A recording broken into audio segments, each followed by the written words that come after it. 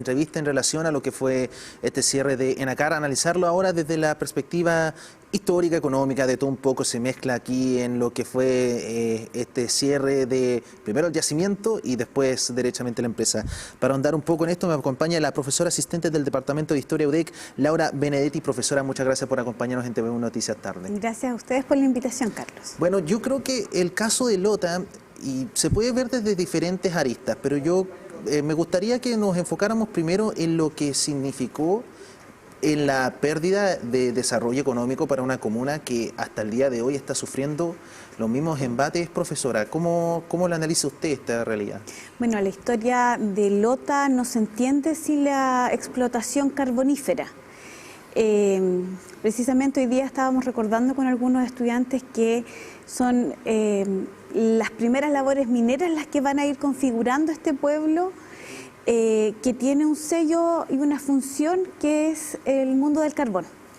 Por lo tanto, el cierre de las minas y finalmente de Enacar es algo más que un índice económico, porque es poner fin a más de 100 años de historia, de una identidad, de una cultura que es propia de esta región. Por lo tanto, el cierre generó un gran impacto, no solamente por la desocupación, sino que también por el desmantelamiento de toda una cultura familiar.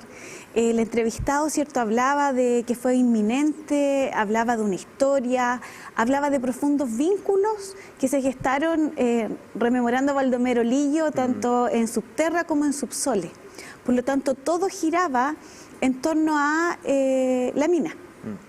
Todos los ritmos urbanos giraban en torno a la mina, por lo tanto se lapidó la cultura popular minera. Además de eso, que bueno, también rescatando los mismos registros de Baldomero Lillo, se hablaba de explotación infantil, o sea, es una historia bastante trágica, pero que en el largo plazo también significó el desarrollo. De hecho, uno siempre rescata el caso de la familia Cousiño, de que en parte sí estaban los beneficios para los trabajadores y si bien era una situación de bastante precariedad, se veía un modelo de industria que era muy poco habitual verlo o que quizás muy poco verlo replicado en otros sectores de Chile. De hecho, Lota, podríamos decir que esta fue pionero en esa línea. Claro, ahí va a ser clave.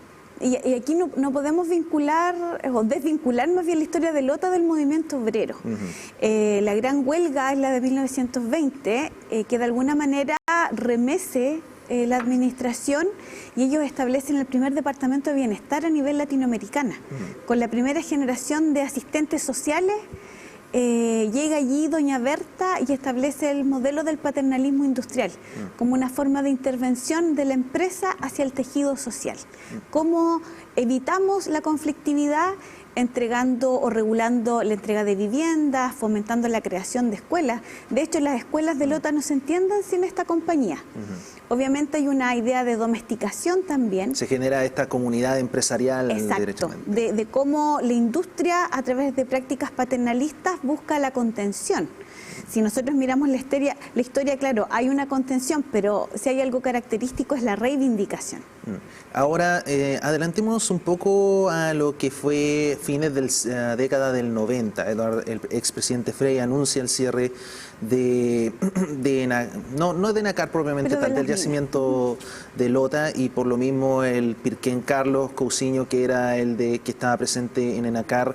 La verdad es que uno mira a los 90 como una época un poco distante, pero la realidad del país ya era prácticamente insostenible poder levantar nuevamente el negocio del carbón completamente. Y muchos, por lo menos de acuerdo a la misma declaración, decían que era mucho más barato traer del carbón de afuera que estar fabricando el carbón a nivel nacional, entiéndase en Enacar en este caso. Claro, una de las explicaciones que se dio fueron los altos costos de la producción. Y en función de eso, efectivamente, fue un duro golpe para los mineros propiamente tal, para la comunidad. Yo recordaba, porque era mechona en esa época, mechona del Departamento de Historia, entonces el impacto que generó el anuncio. Y evidentemente, como recordaba el entrevistado anterior, no hubo una planificación, tanto que anunciara paulatinamente la limitación de turnos o la creación de un plan de reconversión laboral atingente a la población minera, al ethos del minero del carbón. Ahora, esto es difícil no ver lo que ocurrió con Enacar y compararlo con lo que se está viviendo actualmente con Huachipato, pero podremos verlo desentendiéndonos un poco de la arista económica, la arista histórica. Viendo lo que ha ocurrido en la región del Biobío con diferentes empresas, estamos hablando de Fanalosa, por mencionar algunos, Paños Bellavista, Enacar, lo estamos viendo con Huachipato, o sea, hay un problema quizá en lo que es a lo largo de la historia en cuanto a garantías que permitan la sostenibilidad de estas industrias a lo largo del tiempo. ¿Cómo lo ves tú? Bueno, yo creo que hay que entender a cada industria de acuerdo al contexto de su funcionamiento, atendiendo también a las singularidades de cada caso. En el caso de Bellavista o en el caso de la Caupolicana en Chihuayante, de Chau, marcan un sello en una comunidad que se traspasa de generación en generación. Si uno entrevista a antiguos trabajadores textiles o mineros, siempre van a rememorar ciertas tradiciones, como por ejemplo el bautizo, cuando el papá llevaba al hijo y la rememoranza del abuelo. Me da la impresión que la situación de Huachipato es distinta.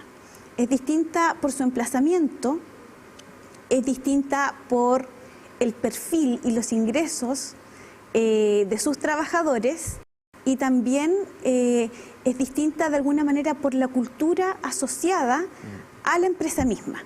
Por ejemplo, nosotros nos vamos a encontrar obras literarias asociadas al mundo del acero, pero sí vamos a encontrar obras literarias no solamente Baldomero Lillo, los trabajos de Juan Marín, con Viento Negro. Entonces debemos atender un poco a que de alguna manera el modelo económico imperante ha llevado a que estas industrias en distintos momentos históricos entren en crisis. Son víctimas de las instancias políticas del momento. Exacto, y de un modelo económico, porque en definitiva en el caso de Huachipato es el tema de la competitividad frente a la importación del acero chino, en una economía neoliberal. Y en el caso de Enacar tenemos también el tema de cuán sustentable y sostenible en el tiempo era la explotación minera. Ahora también, esto también llevándonos al lado más patrimonial de las cosas. Tuvimos la oportunidad de recorrer las ruinas de Enacar y la verdad es que es un terreno completamente abandonado. La verdad es que, y me voy a incluir a mí en esta situación, como amantes de la historia duele un poco ver el estado de decadencia en el cual se está obteniendo. Entonces, ¿cómo se puede generar esta cultura de reivindicación de este terreno? Porque nuevamente, o sea, es cosa de recorrer las calles de Lota y finalmente ves que está repleta de pabellones, o sea, es el legado de generaciones de trabajo en ese de por medio. Tú como académica, ¿cómo piensas que debería ser el camino a la reivindicación de estos terrenos o derechamente de estas antiguas fábricas ya derechamente? Bueno, hay un área que se llama el patrimonio industrial, que es desarrollado en el caso del Departamento de Historia y a nivel de la universidad por académicos del Departamento de Sociología, del Departamento de Arquitectura, y tímidamente la historia se está sumando a esto. Hace un par de años la Universidad del Biobío gana un proyecto que de alguna manera permite ir rescatando el patrimonio documental de Enacar a través de un trabajo de clasificación, conservación y restauración. De hecho, creo que son patrimonio, eso. Exacto, que estaban en un búnker, en lo que ellos llaman el búnker, y antes de eso estaban en una bodega con algunos ratones. Entonces hay un desprecio. Entonces una del camino es primero generar una conciencia patrimonial que como ciudadanos nos falta mucho, por lo tanto la educación es clave en eso. Y lo segundo es una gestión cultural mucho más activa, que sea promovida por el Estado y en la cual las universidades sean socios colaboradores. Ahora, por último, pero no menos importante también, muy a grandes rasgos, desde el punto de vista histórico, lo que significó para la región del Biobío, ¿qué piensas que va a ser finalmente el legado no de NACAR, de la empresa minera en general acá, la provincia de Arauco, desarrollo industrial que era incomparable o quizá muchas veces impensado en aquel entonces? Bueno, el mundo minero, como nosotros lo llamamos, constituye la expresión misma de la historia social, política y económica del país. Por lo tanto, el mayor legado tiene que ver con el patrimonio inmaterial, con la cultura inmaterial, tiene que ver con la memoria histórica, con la valorización de las costumbres que son propias del mundo del carbón y también tiene que ver con este sentimiento de lucha permanente que se dio en un activo movimiento obrero durante todo el siglo XX. Bueno, movimientos políticos que sin duda marcaron también a nuestro país, a toda una comuna que hasta el día de hoy está... Bueno, estamos viendo los resultados de lo que es el mal manejo, podríamos derechamente llamarlo, de estos mecanismos de reinserción, pero ahí está valorizándolo, siempre visibilizándolo aquí desde TVU. Agradecerte, Laura, nuevamente por estar con nosotros y bueno, a hablar de este tema tan importante para la región del Biobío y para la comuna minera y en la provincia de Arauco. Gracias, Carlos.